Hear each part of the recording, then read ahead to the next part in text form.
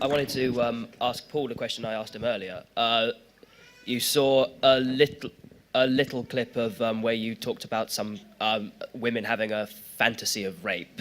I don't know if that was the actual headline. I only caught a faint glimpse of it. I wanted to give you clarify that in a moment. And what I wanted to ask the feminist panel is, you saw the more radical women who shut down Warren Farrell, who have forced us to be here, the Norwich feminist movement who boycotted this film entirely. How much responsibility do you feel to combat that side of feminism that would seem toxic, frankly? Ladies first, I guess. Oh, sorry, it's just because it sounded like the last question. Sorry, that was just a joke. I'm so sorry.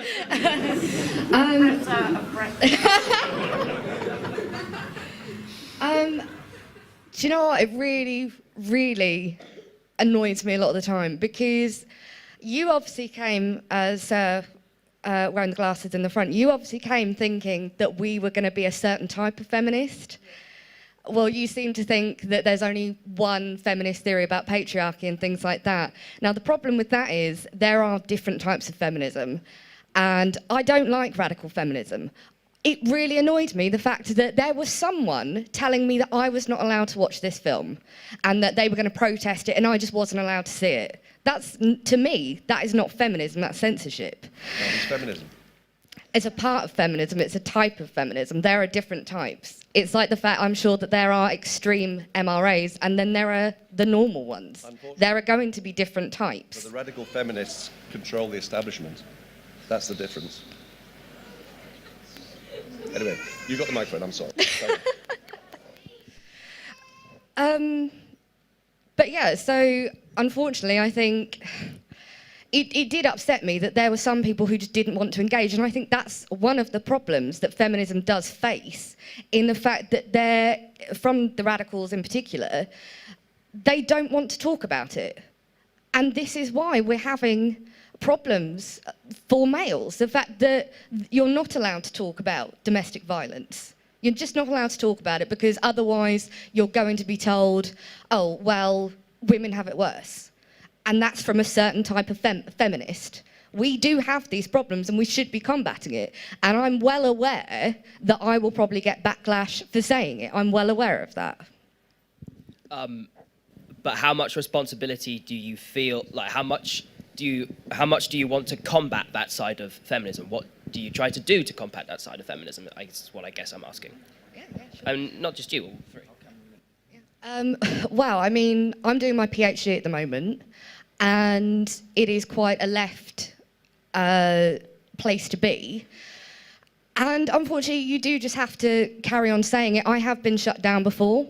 I have suffered abuse through doxing and emails for basically saying my feminist views. It's still feminist, but it's not popular, unfortunately. I guess the way me personally, the way I'm going to combat it is, when I eventually do become a lecturer, I want free speech. And in my classroom, people can say what they want.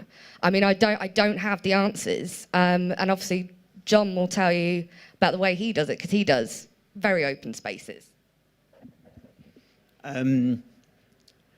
Yeah, I mean, I've been commenting in the various, feminist groups online in Norwich over the last few days, trying to explain, because some misinformation had been put out.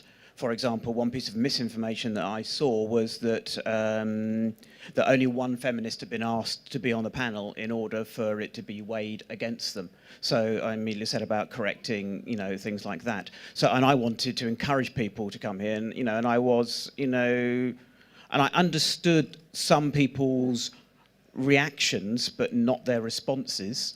And the reactions are only going to stay as reactions and not become understanding if they avoid and stay away. So I'm hoping for the fact that tomorrow night's showing will actually be able to get out there now, and hopefully us putting responses online tonight and tomorrow morning will encourage people to come along tomorrow and find out it's not what they expected, and that they can learn from it, that they can hear male voices within it, that the film is not one-sided, that the panel isn't one-sided. So I'm interested in making sure that information gets out there. And as I say, you know, I've had the experience from someone who sits between two gender worlds in many respects of, you know, of feminists saying, you know, well, we don't want anything to do with you if you're going to endorse their rights too. And it works both ways. So I've experienced that. I've had death threats for speaking in public in free speech environments and things. So you get that from people, full stop. It doesn't necessarily, again, have to be specifically gendered. But I'm interested in critical gender theory, critical of feminism, critical of anything. But going back briefly to the question about the patriarchy, I think there's an historical aspect to how power has grown in nations up until 50, 70 odd years ago. But in the last 50, 70 years, yes, power and balance has shifted. And one of the things that the women's liberation movement, that early forms of feminism were seeking to do, was to bring out some degree of gender equality, and some of those things have been achieved. And in some respects, clearly some things seem to have gone too far the other way. If you, certainly listening to some quite shocking things about, it seems, American paternity suit laws and things like that, which I'm hoping aren't as bad over here, but I suspect they're not. Exactly. So that's what I mean. I was hoping that Britain wouldn't be as bad in that case. If it's as bad, then yeah, who has made those laws? And is it, as you were saying earlier, is it about policies and policy makers? Is anyone going to go down and sit down and work out, was it a female policymaker, a male policymaker, or a male feminist policymaker? You know, where is the issue there? There are policies that need changing. I want to echo some agreement with you.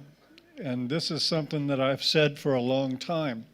You know, it is not, for the most part, feminist judges that are hitting down gavels in courtrooms, ripping children away from their fathers. It is not feminist pediatricians that are mutilating our boys. There are a lot of problems in our species that have to do with gender roles, and feminists were right about part of that thing. Where I think feminists really missed the boat, though, is understanding, and again, and I'm one of these people, I gotta say, I agree with Herbert, the whole patriarchy thing falls totally flat on me. And it's not because there isn't any merit to understanding that, yes, name and title and land were passed down from father to son. That was real and still is in a lot of ways. The problem here is that we take the word patriarchy, and just like everything else that feminists do, they narrow it down a gendered lens and look at one side of the story. We don't look at how patriarchy was also, and still is, women and children first. We don't look at the fact that patriarchy is, screw the guy, give the woman the children. Patriarchy, and feminists say patriarchy hurts men too, but I'm sorry, it's lip service. The whole arrangement, the whole idea of patriarchy, if you don't view it also in its context with gynocentrism, which is the placing of women's welfare, women's wants, women's desires above everything, even to insane and irrational levels. I've dealt with so many men, 30 years of clinical work with men, and have dealt with men that bordered on suicide because they could not produce enough to make their wife smile. If men are benefiting from patriarchy, we got this shit wrong.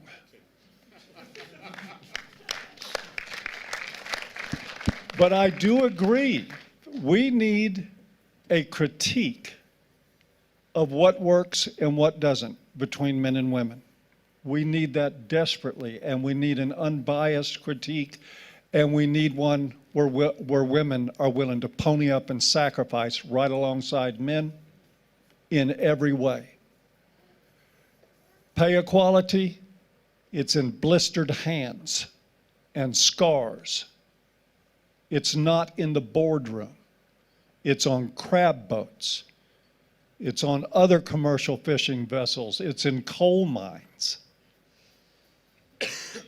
And until we start including both sides of this discussion in this, then all we're going to do is go back and forth about, well, here's how women have it, here's how men have it. It doesn't work. That conversation will never produce the needed result.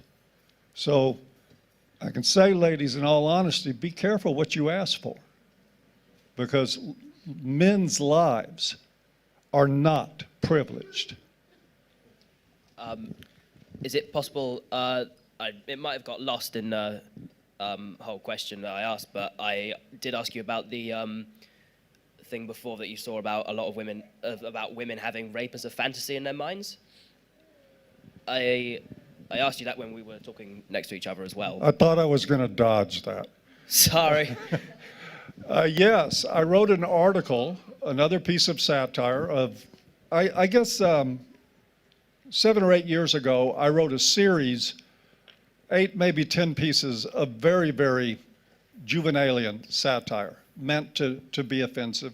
This one is in response to rape culture hoopla, another one of the big canards of modern feminism, that all men are potential perpetrators, that they need to be watched, that they need to be trained not to rape. And it was an antagonistic response. But like all the pieces that I wrote that are satire, I made it real obvious. And in a lot of those pieces, I said, hey, this is satire. I'm not serious. And what the media does is they take those pieces, and even Cassie J over there did the same thing to me. She stuck it in the movie. But I mean, it was a fair thing to stick in there because I did write it. But it was satire. I just must ask everybody a question about rape fantasy. Why is it that 5 million women bought all 3 novels called Shades of Grey? If anybody can answer me that, I would be interested.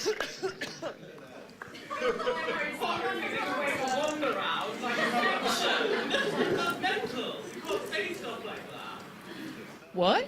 Because that's just, it's a fictional story. Like, I don't read... But why would anybody, man or women, want to read 3 novels all about... Why would people watch porn? True, is it? Then, like... Actuality is that. It's fantasy, it's creation. People... But it's all rape. The whole thing's about raping. Well, but that's my question. You know, if we're talking... Yeah, that's what you wrote. But I'm just saying, rape fantasies. A fantasy is make-believe. About rape. And it actually happens. But about rape. Yeah, It's about a BDSM relationship, supposedly. Yeah, but that's abusive to... It's according to the radical feminists, it's abusive towards women. Written by a woman. As rape, it's presented by the author as a BDSM relationship. It's not the same thing. But why would women want to... She signed a contract in the book. You don't sign... I wrote a satire piece on rape fantasies that used rape fantasies. You're ignoring everything I'm saying. Oh, I'm sorry. Can we get her on microphone? I think you make a really good point at the back there.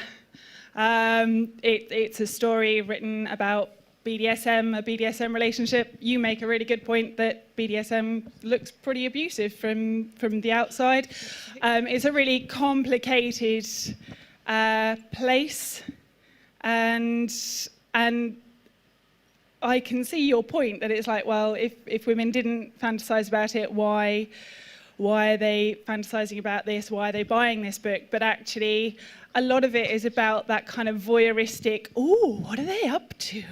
Ooh, that's a bit titillating. Because another problem with our society is we just don't talk about sex enough. We don't talk about it from either side, and that's what drives a lot of sexual violence underground. And it's one of the huge influencing factors in why men don't feel able to come forward sometimes and admit that. So I don't know if the lady at the back's got anything else she wanted to say. Cool. May I?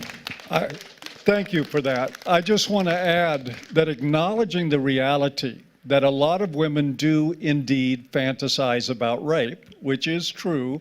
You can find it in Masters and Johnson, you can find it in all kinds of empirical research, is not excusing actual rape. I did not do that. I acknowledged that there were fantasies. So making that leap as though I shouldn't acknowledge that women fantasize about rape to being somehow rape apologia or rape excuse, too big of a jump. It just isn't there.